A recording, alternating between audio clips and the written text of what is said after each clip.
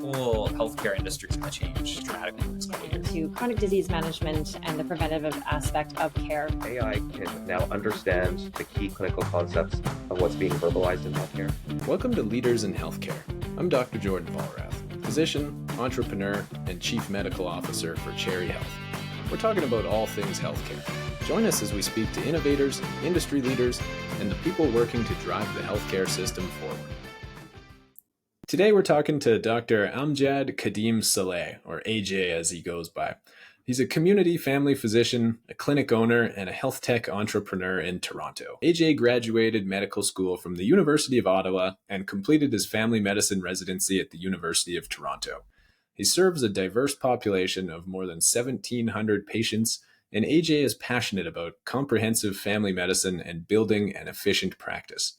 Recently, AJ developed an AI-powered physician assistant called Pippin, which aims to alleviate the administrative burden amongst physicians and encourage better doctor-patient interactions. AJ is also a clinical lecturer at the University of Toronto. AJ, thank you so much for joining me today.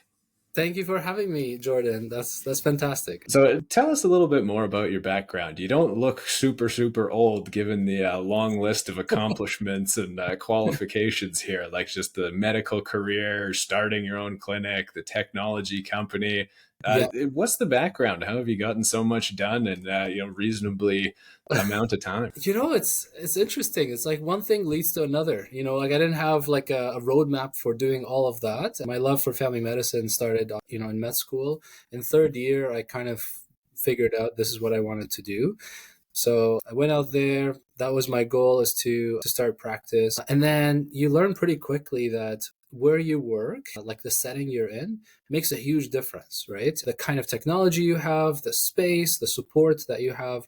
So all of that actually impacts, of course, patient care, but also you as the physician. So in my second year of residency, I thought about actually building my own clinic, which is crazy to look right back. out of the gate. You're ready to go. Yeah, it was crazy. Looking back on it, I'm like, wow, this is like super ambitious to do. But part of my motivation is I wanted to have those pieces together. I wanted to create a really good environment for patients and for physicians, and have like a sort of a positive experience. And that's one way I thought about going about doing that. And it worked really well. Like we now serve over 5,000 patients in our and that's kind of how I got into building the clinic and the practice. And then did you found the clinic immediately after graduating, or did you work elsewhere for a bit first? Yeah, no. So the process actually began in second year of residency. I started looking for like a space right away to purchase. So I purchased it. It's a commercial unit. We purchased it towards the end, like November, December, and then in the spring we actually started building it. So it was like a two-step process of getting loan from the bank and putting the pieces together. So we designed it, we built it in the spring. And at that time, I was preparing for my exam. So it was like, I need to pass this exam because the bank actually wants reassurances that you will graduate so that you can actually work and bill. And so I was preparing for the exam. I had to send them a letter saying, I'll be a Canadian medical graduate. I'll have a, high success rate. So I had to justify that it'll be okay. Don't worry. And then our wedding actually was happening around the same time in May. So I was doing all of that. The clinic was built between May to August, and we opened August 31st. I graduated end of June, as most residents do. So I did a tiny stint of a locum / walk-in between graduation and August 30th. But that was always my plan, was to build and start my own clinic. Super ambitious. I was golfing with a lady last week, and she was telling me she had been playing tennis for years, but just recently embarked upon some tennis lessons, and how much of a pain in the butt it was trying to undo some of these bad habits that she'd picked up and solidified. I imagine perhaps the same applies when it comes to your medical workflows, just getting right into it, setting everything up as per your own specifications, right out of the gate, as opposed to, I don't know, complacency sets in, or you just kind of get used to doing things in an inefficient way. And that seems like that kind of just sets the bar for your norm. And so I love that you just jumped right in. You're like, all right, I got a wedding going on, but I got to just operationalize this clinic how I want it. There's inertia, right? So once you're like sort of set in a certain way, it's going to be hard to change.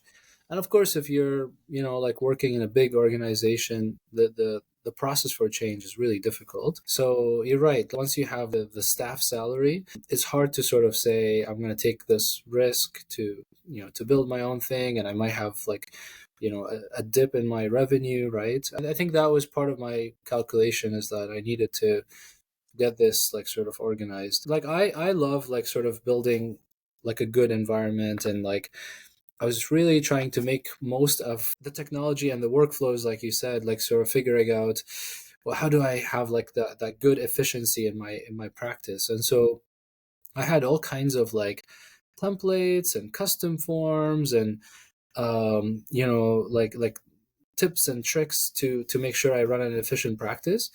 But despite all of that, the paperwork was insane, and it was still taking such a long time. So it was like having all these tools plus like the support staff. Like we have a nurse, we have admin that I trained personally, and like they, they're fantastic. They like sort of know what to do, and they like do all kinds of ways to support the physicians, but the paperwork was still a problem. Yeah. And how long did it take to figure out, okay, we need an AI tool to actually start dealing with all of this workflow? Yeah, and that's the crazy thing, is initially I wasn't really thinking about AI tool. I was sort of just thinking, like, what can we use, right? Should we hire like another staff to help us? Should we hire a PA, or like, some, just thinking about like what can we do, right? And then I stumbled upon some other vendors who were doing this, who were like really early in this, and I tried some of the products, and just felt it was like sort of a bit clunky, didn't like give me the full potential. So my plan wasn't to build an AI company or anything like that. My plan was to just use what's like readily available. But I just felt that we could do so much more than that. And at the same time, we're starting to see the AI come in, right? With of course ChatGPT coming in. There's a ton of articles at the time, like such excitement about like this incredible technology that's out there now, and like you can see the value for it. Like, can we apply this to medicine, right? And take for example like charting, right? So in charting, if you're a specialist, let's say in dermatology or ophthalmology, you can have kind of the same workflow, more or less. The charting becomes kind of like streamlined, right? But then family medicine is a completely different ball game, right? Because people come in for anything, as you know, right? For any kind of presentation, and there's multiple issues in the same visit. So it's impossible to use custom forms and templates to address that, because you're going to have to use multiple templates, multiple custom forms, and it's just all over the place. But then all of a sudden we have AI and large language model, and this can actually understands context and understands like sort of, how to group that information together into like separate issues. So it's pretty remarkable. Like for the first time, family medicine can actually greatly benefit from this technology that will help us be more efficient, and more streamlined in our approach. So yeah, we started looking at that, and to add to it, my wife Mary Aglape, she's a PhD candidate in epidemiology, with special focus on data science and AI. So it was just so like perfect in terms of like thinking about, here's a problem that I deal with every single day, cutting into my family time, costing me 2 to 3 hours a day of my time, evenings, weekends, missing like sort of time with my kids. And she was like, I need more help planning this wedding. We got to figure this out. Well, that's the thing. Like, yeah, I feel like I dragged her into this venture, but she also was like all in for it. So she was like seeing the potential, like, wow, like we can actually save a lot of time, right? So yeah, so she and I, we were like, let's put our heads together and see if we can solve this problem. So that's kind of like the genesis of how this came to be. And how did you even get started at that point? So you have an AI expert in the house. That's pretty handy. Yep. What was the first steps to actually putting something together, getting like a alpha version rigged up and testing it out? Yeah, absolutely. So, and for any listener who's interested in like health tech and entrepreneurship, it's such a interesting like journey. You learn so much along the way, and you're really challenging sort of your skill set and so on. Yeah. So for us, first was like just fleshing out that idea, right? So, what is it that we want to do, right? How do we envision actually putting that into our own clinic? My goal was if I could just have this solution available for me and the doctors in our own clinic, and if it could just save us like those 2-3 hours, then that would be enough, like worth it. Like, so however cost, like the development would be worth it to actually have the solution.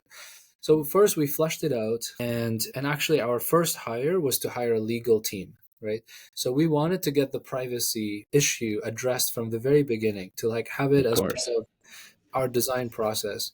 And I think that's like me as a family physician coming into this venture, that was really important because I know that trust is the number one factor before doctors feel comfortable, before I feel comfortable, right, using it for my own patients in my own practice.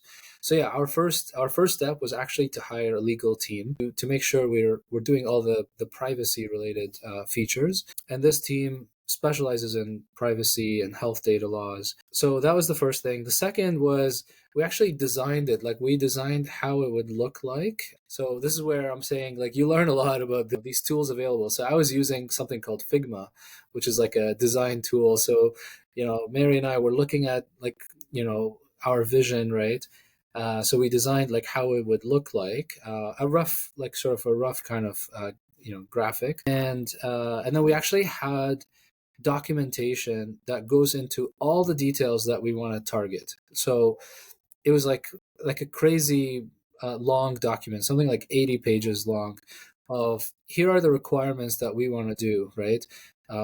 Beyond just the privacy, we wanted to do X, Y, and Z. We wanted to do to be available on any device, for example. Here are the features that we want to include. So all of that. So we put it into like an actual document. Then we went out there and started to look for teams that will actually bring our vision to life. And that process was long. We went through several, I think 7 proposals that we were looking at, different teams and like thinking about how can we actually achieve this. So that was a whole process. And from there, once we had the right team in place of product manager, developers, software engineers, then we actually started to build it and test it out. So, we got a protocol, a prototype. We started testing it out. Our own our own sort of testing and tons of feedback and tons of discussions. We've brought in other physicians who gave their input about what the product should look like and what should it do. So it's a very rigorous process. It took like many months actually to put it together. And then we launched it first in our own clinic. So it was just myself and the other physicians in our own clinic using it. We tested it out. The response was overwhelming. Like you could tell from the very beginning, like even on day one for me, I was like, wow, I don't think I'll ever go back to just typing. I don't think I ever want to go back to like excessively typing and writing things down. It was just such a refreshing feeling. I was like, wow, all this hard work that we put in to actually build it, it's now finally here. The rest is history. I could talk about this forever with all the details and the journey and all that stuff. But yeah, it's been a great journey. That's amazing. I love the default to action, right? Like just that, okay, something needs to be done here. And so let's get after it here, right? So many people kind of like default the other way of, okay, well, let's just note the problem and then see what happens. We'll do another ecosystem scan in a year and see if anything's popped out. But you're just immediately like, all right, we got to start getting to work on this one. Yeah. The interesting thing I think for Pippin too is that, the vision wasn't just AI scribe. I mean, don't get me wrong, I love the AI scribe angle of it. The Mm. first time I saw a scribe in action, my brain almost exploded. I was like, this is Yeah. incredible. And I literally use it every single day in clinic. Like, not a day goes by without using my scribes to help with my workflow. But I love that you guys are like taking it to that next level of, okay, how do we actually start creating forms out of this, creating the referrals from it, dipping your toes even into like the treatment advice, Yeah. which is super cool to see things starting to come together and really like harnessing that power of AI, not just for writing things down. Absolutely. Like, to me, like the vision of it. So when I saw you have this large language model and AI, of course, yeah, we looked at AI scribe as like an immediate like sort of need, right, to apply this and have immediate benefits, right? But honestly, the vision from the very beginning was to look at, well, how can we make full use of this technology? So not just, charting and documentation, which is of course super important, like to address that administrative burden. But we know that doctors spend time sending referrals and doing billing and looking up information online. And part of my vision, which I'm most proud of, is can we just give this technology to doctors to unlock it and use it in their own case use, right? In their own innovative ways, like without like limiting that technology, right? So I wanted to sort of say, family doctors are such a diverse group, right? We see so many different things, and so maybe like the technology can of course do soap notes and so on, but maybe you need it for something different, right? And so that's honestly what I'm most proud of, is that you have this technology. There's a function where you could literally chat with Pippin and ask it to do many things. So I'll give you an example. You mentioned forms, right? So with Pippin, you fill out CRA disability tax credit forms. Yep, yep. So you know how that takes time, right? So a typical encounter is you're talking to the patient for like a regular visit, and then part of in the visit they'll bring up that they want CRA disability tax credit. They want to apply for that, right? And so prior to Pippin, I would, maybe book a follow-up visit to talk about it in a little bit more detail. Or I have to, because I'm so busy, I may have to just look at the chart and like sort of chart it that way. Like, look through the chart and figure out what criteria they meet and so on. But it was a very cumbersome product, and I ended up like sort of procrastinating often. It's difficult to do that work. Now, if someone brings that up as part of the visit, I would just pull up the form.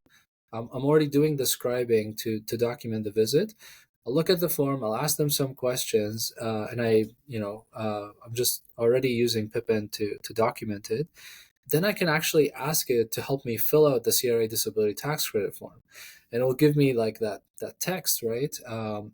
So just my way of using it. Others are using it in their own ways, like a radiologist wrote something in the note that you're not sure about in the reports, and so they would just ask it, right? And like drafting referral letters and so on. So I think physicians are very intelligent, very hardworking. So I didn't want to limit this technology to like one specific case, right? I wanted to give this technology to doctors to sort of say, hey, you can use this in a we're taking care of the privacy and confidentiality piece for you, and you can use it how you see fit to fully unlock that technology. So yeah, that's really the exciting piece there. This show is brought to you by Cherry Health, Canada's medical network where healthcare practitioners connect. Physicians, pharmacists, nurses, chiropractors, and all other healthcare professionals can sign up for free, start connecting, messaging with colleagues, or checking out job opportunities posted by thousands of employers across Canada. With dozens of healthcare-specific job filters and search options, we make it easy to advance your career, find your dream job, or line up your next locum with hundreds of new jobs posted every week. www.cherry.health to get connected today. What else do you use it for in terms of your workflow? And I guess at the end of the day, what was the pre-post? How much time does it save you in a typical week at this point? Yeah, I'll give you like sort of my typical day is I'm supposed to see my last patient is around 3:50.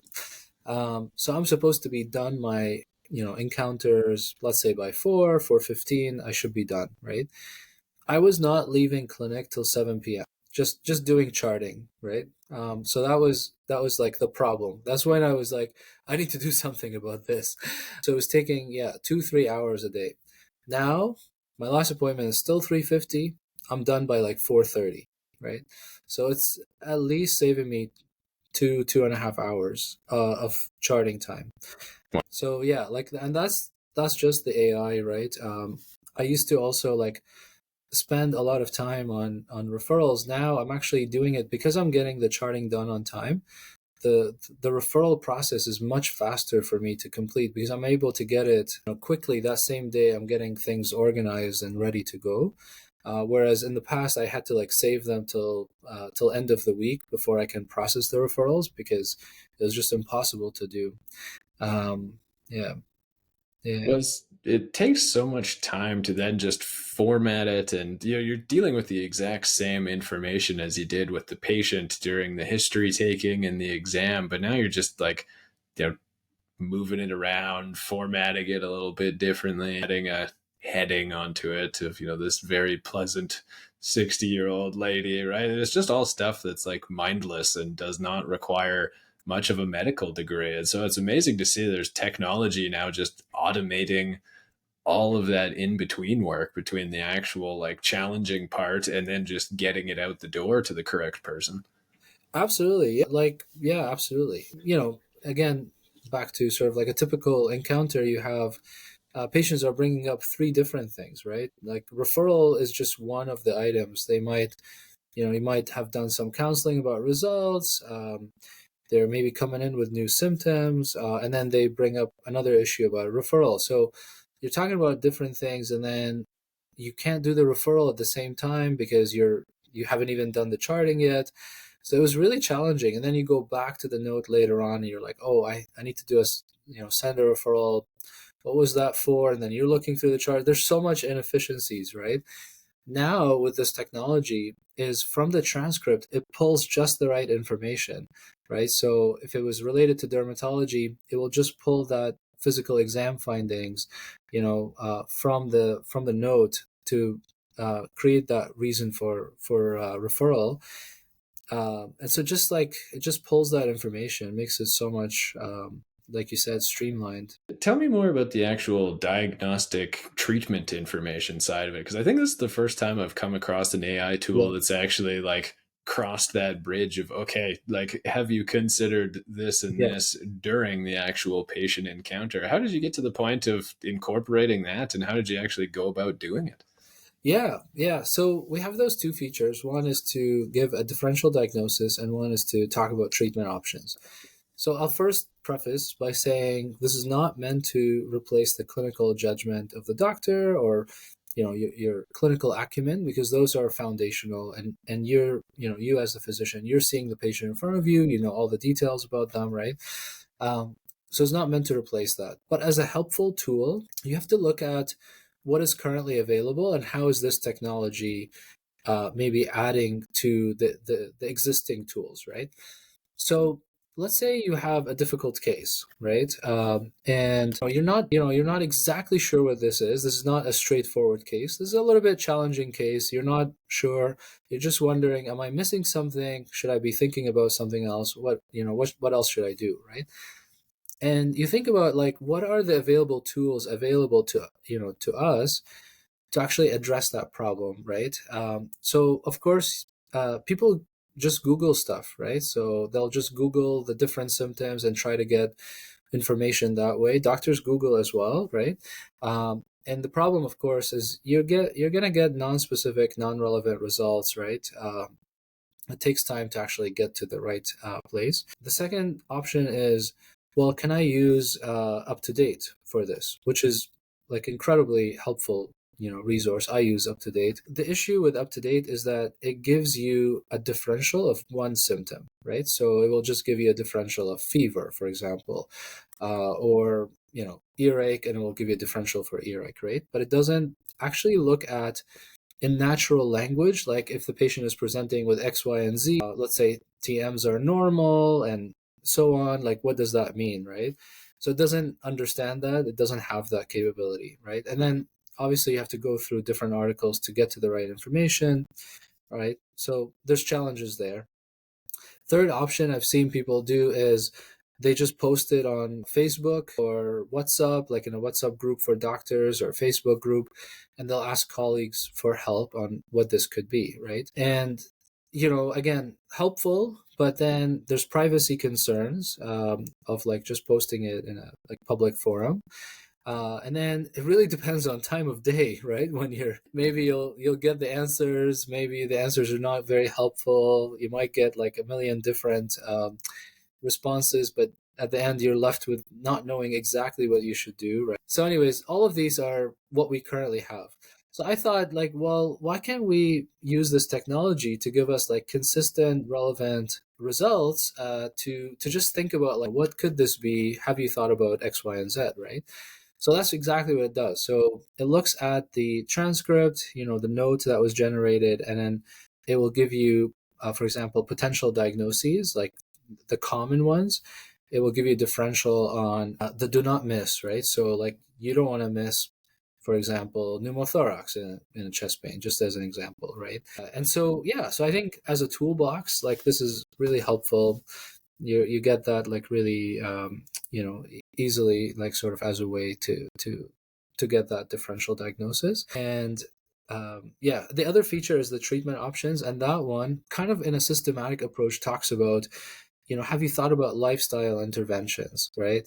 Have you thought about the different medication options? Have you thought about procedures or surgical interventions if relevant? And, and this is like sort of suggested monitoring or follow-up. So it's not telling you what to do. It's not like prescriptive. It's more of like suggestions. And we actually have a disclaimer. Every time you use that feature, it will give you a disclaimer to say, this is not to replace your clinical judgment. You're the decision maker, right? As a physician, I have to say it's an incredibly helpful tool to get that like sort of information. Yeah. But I think it's definitely, there's no way that medicine does not progress down that road of like AI assistance when it comes to the history taking, when it comes to the examination maneuvers, when it comes to all these pieces. And just like you're saying, it's not prescriptive. It's not like this is your number one, do this, and this, but just sort of that like helpful, have you considered it, just like you would use up to date, right? And so when it comes to those zebras, right, you hear your hoofbeats, you think horses for the most part, but in family practice especially, you come across some zebra diagnoses once in a while. Like, okay, I'm dealing with, I don't know, you name it, right? Some swollen ankles. Okay, I got to start thinking about chest x-rays and sarcoid and Lofgren syndrome here. But, often when you're just in the middle of a super rush day, those aren't the first things that come to mind. And it's awesome that, this is starting to become more and more built into the workflow. Yeah, absolutely. And I've been attending a lot of conferences, and one of the topics came up actually about AI and how it may actually very soon become standard of care. Meaning, if you're not using AI, maybe you're not following standard of care. Now, obviously, that's still yet to be determined, but an example would be, let's say part of the checklist is like making sure there's no drug interactions, right?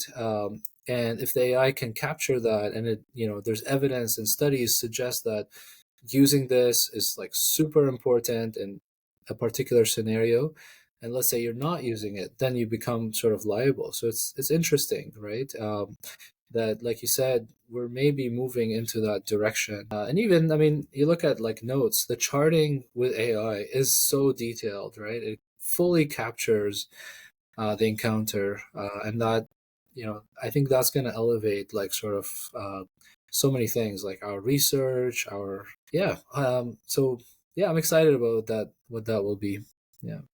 Have you ever used this as an AI tool? You use it during job interviews, so it like sits there and listens in real time as you're on Zoom. And then when they ask you about your greatest weakness and you're like not able to come up with something, it's like right there in the corner prompting you to like, or they give you some kind of like out of left field question. Like with Pippin's UI, how does it actually interface some of this like advice? Like is it popping stuff up on the fly dynamically, or is it like at the end it synthesizes everything and then gives you the, oh hey, have you also considered?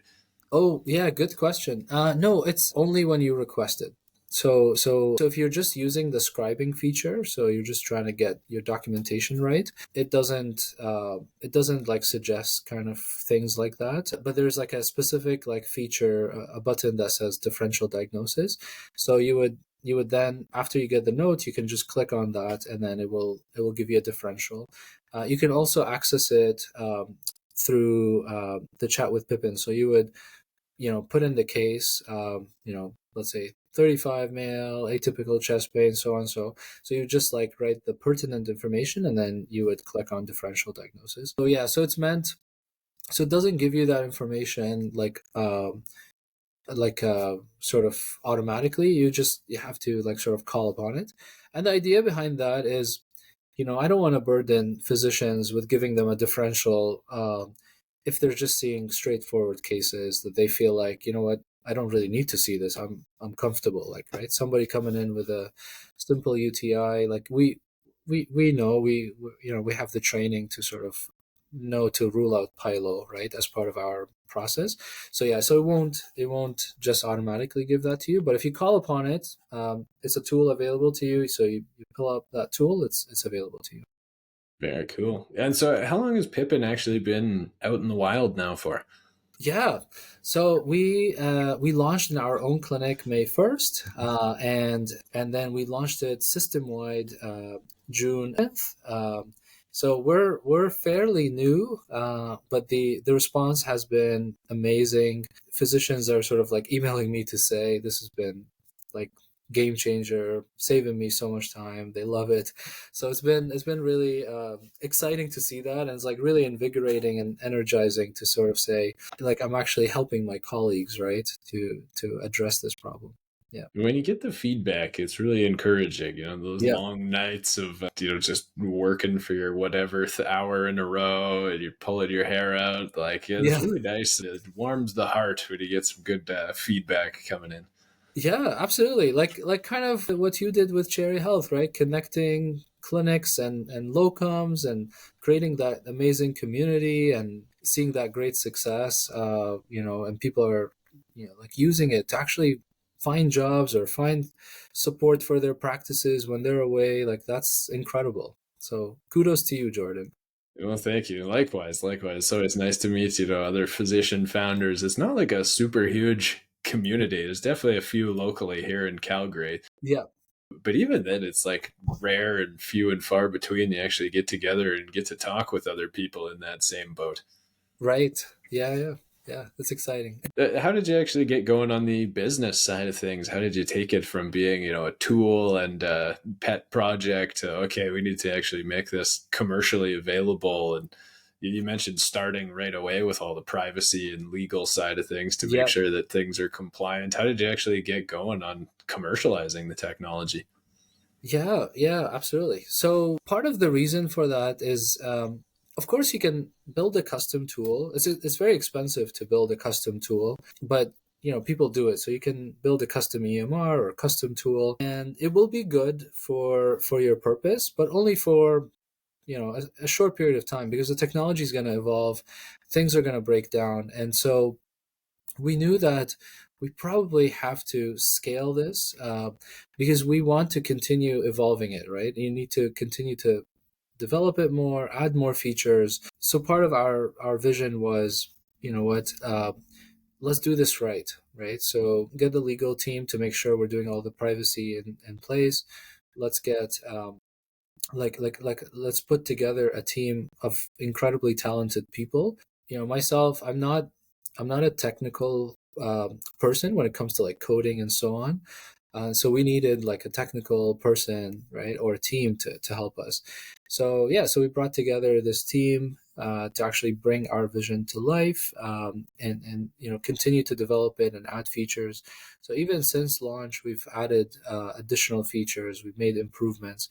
So the commercializing process was fairly early on, because we knew that we had to continue to invest in it, and continue to like upkeep it, right? Otherwise, the technology will not catch up. Yeah. And then what model are you guys actually powering things off of? Yeah, good question. So we actually use different models. So it's not just one foundational model. So we use different models for different purposes, and we have our own also, algorithms and proprietary data sets. And so, we're putting that together. It's kind of our secret sauce of how we're sort of putting it together. Yeah. Just in the back of my head, I'm just like the good people of Up to Date, and God bless them. I love their app and their materials, but they're Yep. screwed. Like every scribe tool, every EMR is going to have like a Pippin built into it, and it's going to do like all that extra information, all the like, hey, here's the diagnostic, here's the treatment, here's the prevention, here's the risk factors. Like, Yeah. I'm just, how are they going to really wind up competing with all these AI tools going forwards? I don't know. I mean, like Up to Date is obviously like humongous as a company, right? With so much, probably I anticipate so much like sort of capital coming into it, and they have incredibly like obviously important content. So I think if they were to add this AI large language model feature to it, then they have a huge advantage over all the different all the different startups, right? I hope they're looking at that as a way to modernize it. Yeah, I mean the content they have is incredible, right? Very reliable. So it's just more of like adding this like sort of layer of context and understanding like how to navigate that information that's missing right now. But I'll let Up to Date answer for itself. I'm sure they have a huge team that maybe is thinking, hopefully they're thinking about this. I have no doubt they are, but just, I don't know. Like, if you're using Llama, Microsoft's, healthcare flavored AI model, like there's got to be a gazillion gigabytes of data from Yeah, healthcare that went into that. You'd think yeah. as much or more than the Up to Date's repository is based off of. So it's going to be really interesting to see just like how the AI tools continue to shape the future of healthcare and how it's delivered. Yes, absolutely. Yeah, I mean, there's so many different applications now that are like sort of springing, right? So, I mean, our focus is really on the physician, right? We want to have tools available for the physicians to assist them, but there are also other AI tools, that are patient facing, right?